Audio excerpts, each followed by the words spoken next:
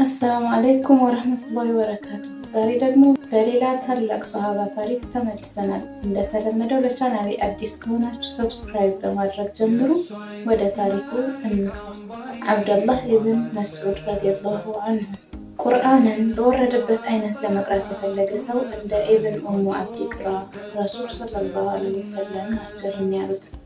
ገና ወጣት እያለ የጉርምስና እድሜውን ሳይጨርስ ዑቅባ ኢብን ሙዓይጥ የተባለውን የቁረይሽ ሹም የከብት መንጋዎች በመጠበቅ በመካ የተራራ ሰርጦች ላይ ብቻውን መመላለስ ልማዱ ነበር። ሰዎች ኢብን ኡሙ አብድ ወይም የባሪያ እናት ልጅ ብለው ይጠሩት ነበር። እውነተኛ ስሙ አብደላህ ሲሆን የአባቱ ስም መስዑድ ነበር። ወጣቱ በወገኖቹ መካከል ስለታዩት ነቢይ ወሬዎችን ሰምቶ የነበረ ቢሆንም በዕድሜው እና ከመካ ህብረተሰብ በመራቁ ምክንያት አንዳችም ትኩረት አልሰጣቸውም ነበር። የዑቅባህን የከብት መንጋ ይዞ ገና ማለዳው ላይ መውጣት ልማዱ የነበረ ሲሆን ካልመሸ ደግሞ አይመለስም። አንድ ቀን መንጋዎቹን እየጠበቀ ሳለ ሁለት መካከለኛ ዕድሜና ግርማ ሞገስ የተላበሱ ሰዎች ወደ እሱ ሲመጡ ከርቀት አየ። እንደ ደከማቸው ያስታውቁ ነበር። ከመጠማታቸውም የተነሳ ከንፈሮቻቸው ክው ብለው ደርቀዋል። ወደ እሱ ቀርበው ሰላምታ ከሰጡት በኋላ አንተ ወጣት፣ የውሃ ጥማታችንን ለመቁረጥና ጉልበት ለማግኘት ብንችል እስኪ እባክህ ከነዚህ በጎች መካከል አንዷን እለብልህን አሉት። ወጣቱም አልችልም፣ በጎቹ የኔ አይደሉም፣ የኔ ስራ መጠበቅ ብቻ ነው ሲል መለሰላቸው። ሁለቱ ሰዎች አልተከራከሩትም። ምንም እንኳ በውሃ ጥም እጅግ ተሰቃይተው የነበረ ቢሆንም ቀና በሆነ መልሱ እጅግ ተደሰቱ። ደስታቸው በፊታቸው ላይ ይታይ ነበር። በእርግጥ ሁለቱ ሰዎች የተባረኩት ነቢይና ጓደኛቸው አቡበከር ሲዲቅ ነበሩ። የዚያን ቀን ወደ መካ ተራራዎች የወጡት ከቁረይሽ ግፍ መከራ ለማምለጥ ነበር። ወጣቱን በተራው በነቢዩ ሰለላሁ ዐለይሂ ወሰለም እና በጓደኛቸው ተደንቆ ወዲያውኑ ከእነሱ ጋር ተወዳጀ። አብደላህ ኢብን መስዑድ ረዲየላሁ አንሁ ሙስሊም ሆኖ ለነቢዩ ግልጋሎት ለመስጠት ፈቃደኝነቱን ሲገልጽ ብዙም አልቆየም። ረሱል ሰለላሁ ዐለይሂ ወሰለም በነገሩ ተስማሙበትና ከዚያ ቀን ወዲህ እድለኛው አብደላህ የበግ እረኝነቱን ተወ። በምትኩም የተባረኩትና የተወዳጁ ነቢይ ሰለላሁ ዐለይሂ ወሰለም የቅርብ አገልጋይነት ዋና ስራው ሆነ።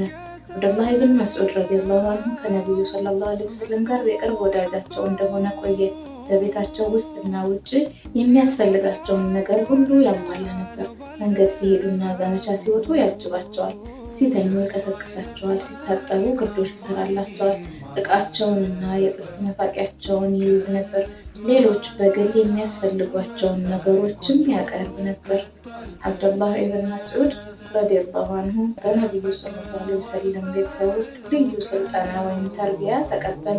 በረሱል ሰለላሁ ዐለይሂ ወሰለም አመራር ስር ነበር። በጸባይ ረሱልን ሰለላሁ ዐለይሂ ወሰለም እጅግ በጣም የሚመስል ነበር እስከሚባል ድረስ እያንዳንዷን የእርሳቸውን ባህሪ ተላበሰ። አብደላህ በነቢዩ ሰለላሁ ዐለይሂ ወሰለም ትምህርት ቤት ውስጥ ነበር የተማረው። ከሰሃባዎች መካከል ቁርአንን በመሸምደድ በላጩ እሱ ነበር። ከሁሉም በተሻለ ሁኔታ ተረድቶትም ነበር። ስለዚህ በእስላማዊ ህገ መንግስት ወይም ሸሪዓ ላይ ከሁሉም የላቀ ከፍተኛ እውቀት ነበረው።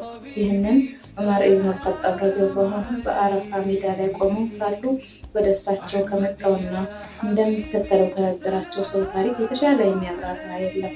የምዕመናን መሪ ሆይ፣ ከኩፋን የመጣሁት የቁርአንን ቅጂዎች ከአእምሮ እያፈለቀ የሚሞላ ሰው አጋጥሞኛል አላቸው። ዑመር እጅግ በጣም ተናደው በግመላቸው አጠገብ ይንጎባለሉ ጀመር። እሱ ማን ነው ሲሉ ጠየቁት። አብደላህ ኢብን መስዑድ ሲል መለሰ። የዑመር ቁጣ ወዲያው በረደ። ተረጋጉ፣ በአላህ ስም እምላለሁ በዚህ ጉዳይ ላይ ከእሱ የበለጠ አዋቂ ሌላ ሰው መኖሩን አላውቅም። ስለዚህ አንድ ነገር ላጫውትህ አሉ። ቀጠሉና አንድ ቀን ማታ የአላህ መልእክተኛ ሰለላሁ ዐለይሂ ወሰለም ከአቡበከር ጋር ሆነው ስለ ሙስሊሞች ይነጋገሩ ነበር። እኔም ከነሱ ጋር ነበርኩ። ከጨረስም በኋላ ነቢዩ ሰለላሁ ዐለይሂ ወሰለም ሄዱ። እኛም ተከትለናቸው መስጊዱን አቋርጠን ስንሄድ እኛ ከሩቅ ያለየነው በስግደት ላይ የቆመ ሰው ነበር። ነቢዩ ሰለላሁ ዐለይሂ ወሰለም ቆመው ሰውየው የሚለውን ከሰሙ በኋላ ወደ እኛ ዞረው ቁርአንን በወረደበት አይነት ለመቅራት የፈለገ ሰው እንደ ኢብን ኡሙ አብድ ያንብብ አሉ። ወደ አላህ ስግደቱን ጨርሶ ተቀምጦ ዱዓ እያደረገ ሳለ የአላህ መልእክተኛ ሰለላሁ ዐለይሂ ወሰለም ጠይቅ ይሰጥሃል አሉ። ዑመር ንግግራቸውን ቀጠሉ። ወደ አብደላህ ኢብን መስዑድ ረዲየላሁ አንሁ በቀጥታ ሄጄ ጸሎቶቹ ሁሉ ተቀባይነት ስለማግኘታቸው ነቢዩ ሰለላሁ ዐለይሂ ወሰለም የተናገሩትን የምስራች እነግረዋለሁ ብዬ ወሰንኩ። ነገርኩትም። ነገር ግን ከእኔ በፊት አቡበክር ሄዶ የምስራቹን ነግሮት እንደነበር ተረዳሁ። በአላህ ስም እምላለሁ አቡበክርን ጥሩ ነገር በመስራት ፈጽሞ ቀድሜው አላውቅም። አብዱላህ ረዲየላሁ አንሁ እንዲህ አይነት ከፍተኛ የቁርአን እውቀት ከማግኘቱ የተነሳ ከእሱ በቀር ሌላ አምላክ የሌለ በሆነው እምላለሁ። እያንዳንዱ የቁርአን አንቀጽ የት እንደወረደና የአወራረዱን ሁኔታ ታሪካዊ አመጣጡን እኔ ሳላውቅ አንዲትም የቁርአን አንቀጽ አልወረደም። በአላህ ስም እምላለሁ የአላህን መጽሐፍ የበለጠ የሚያውቅ ሰው መኖሩን ካወቅሁ ከእሱ ጋር ለመሆን የሚችለውን ሁሉ አደርጋለሁ ይል ነበር። አብዱላህ ረዲየላሁ አንሁ ስለ ራሱ የተናገረው እያጋነነ አልነበረም። ዑመር ብን አልኸጣብ ረዲየላሁ አንሁ ኸሊፋ በነበሩበት ወቅት ካደረጓቸው ረጅም ጉዞዎች መካከል በአንደኛው አንድ ካራቫን ወይም ሲራራ ነጋዴ ያጋጥማቸዋል። ጥቅጥቅ ያለ ጨለማ ስለነበር የንግድ ቅፍለቱ በወጉ አይታይም ነበር። ዑመር ረዲየላሁ አንሁ አንድ ሰው ቅፍለቱን እንዲያናግር አዘዙ። ከየት ነው የምትመጡት ሲሉ ዑመር ጠየቁ። ከፈጀል ዓሚቅ ወይም ከጥልቅ ሸለቆ የሚል መልስ ተሰማ። ፈጀል ዓሚቅ የሚለው አገላለጽ ቁርአናዊ ነው እና ወዴት እየሄዳችሁ ነው ሲል ዑመር ጠየቁ። ወደ አልበይተል አቲቅ ወደ ጥንታዊው ቤት የሚል መልስ መጣ። በይተል አቲቅ የሚለው አገላለጽም ቁርአናዊ ነው። በዚህ ጊዜ ዑመር ኢብኑ አልኸጣብ ረዲየላሁ አንሁ ከነሱ መካከል የተማረ ሰው ወይም ዓሊም አለ ካሉ በኋላ ተጨማሪ ጥያቄ እንዲጠየቅ አዘዙ። ከቁርአን ውስጥ ታላቁ ክፍል የቱ ነው ሲሉ ዑመር ኢብኑ አልኸጣብ ጠየቁ። የሚከተለውን የቁርአን አያት አነበቡላቸው። አላህ ከእርሱ በቀር ሌላ አምላክ የለም፣ ሕያው ራሱን ቻይ ነው፣ ማንጎላጀትም እንቅልፍም አትይዘውም። በሰማያት ውስጥና በምድር ውስጥ ያለው ሁሉ የእርሱ ብቻ ነው። ያ እርሱ ዘንድ በፈቃዱ ቢሆን እንጂ የሚያማልድ ማን ነው? ከፍጥሮቹ በፊታቸው ያለውንና ከኋላቸው ያለውን ሁሉ ያውቃል።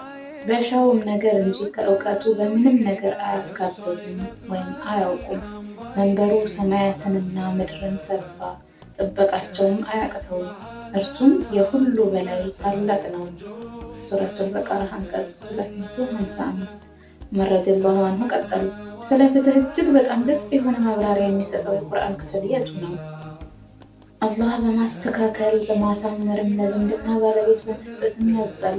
ከአስከፊም ከማመንዘር ከሚጠላም ነገር ሁሉ ከመበደልም ይከላከላል። ትገነዘቡ ዘንድ ገለጽላችኋል። ሱረቱን ነህል አንቀጽ 90። ከቁርአን ውስጥ እጅግ አሳሳቢ አንቀጽ የትኛው ነው? ፈመን ያዕመል ሚስቃለ ዘረትን ኸይረን የረህ። የብናኝ ክብደት ያክልም መልካምን የሰራ ሰው ያገኘዋል። ወመን ያዕመል ሚስቃለ ዘረትን ሸረን የረህ። የብናኝ ክብደት ያክልም ክፉን የሰራ ሰው ያገኘዋል። ሱረቱ ዘልዘላ አንቀጽ 7-8። ዑመርም ቀጠሉና ከቁርአን ውስጥ የትኛው አንቀጽ ከፍተኛ ተስፋ ይሰጣል ብለው ጠየቁ። እንዲህም ሲሉ መለሱ፣ ቁል ያ ዒባዲየ አለዚነ አስረፉ ዐላ አንፉሲሂም ላ ተቅነጡ ሚን ረሕመቲላህ ኢነላሀ የግፊሩ ዙኑበ ጀሚዐን ኢነሁ ሁወል ገፉሩ ረሒም።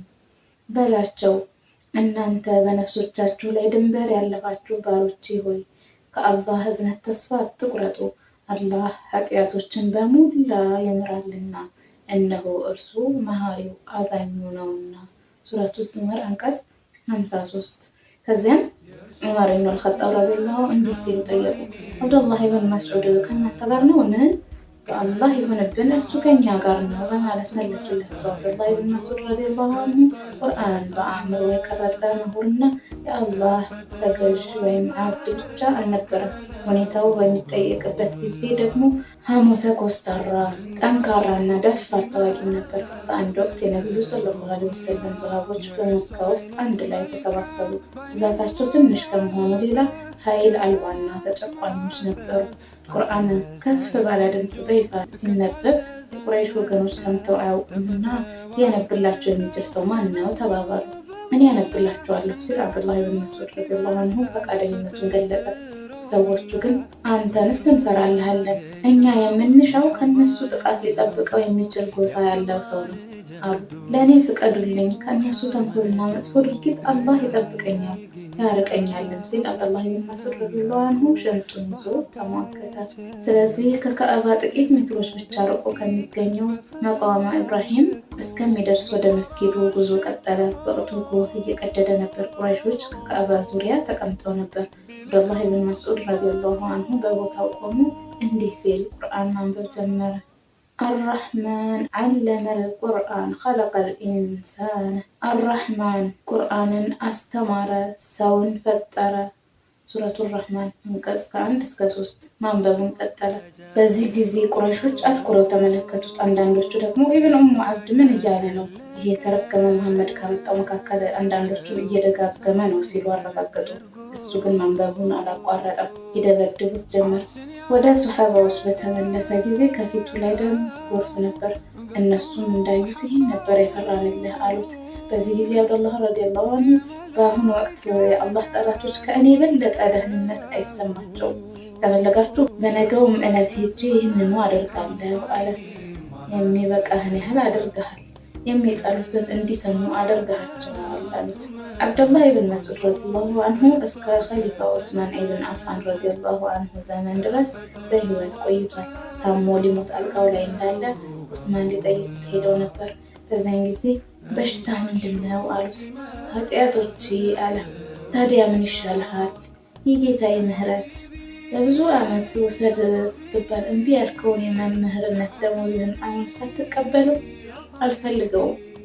ከሞትክ በኋላ ለሴቶቹ ልጆች እንዲሆን ፍቀድ። አብደላህ ልጆቼ ድህነት ያገኛቸዋል ብለህ ትፈራለህን? ነቢዩ ሰለላሁ ዐለይሂ ወሰለም ሱረቱል ዋቂዓን በየምሽቱ የሚያነብሰው ድህነት ፈጽሞ አይነካውም ሲሉ ስለሰማው ይህንኑ ምዕራፍ በየምሽቱ እንዲያነቡ አዛቸዋለሁ አለ። የዚያን ቀን ምሽት አብዱላህ ብን መስዑድ ረዲየላሁ አንሁ ምላሱ አላህን በማውሳትና የቁርአንን አንቀጾች በመደጋገም እንደራሰች ህይወቱ አለፈ።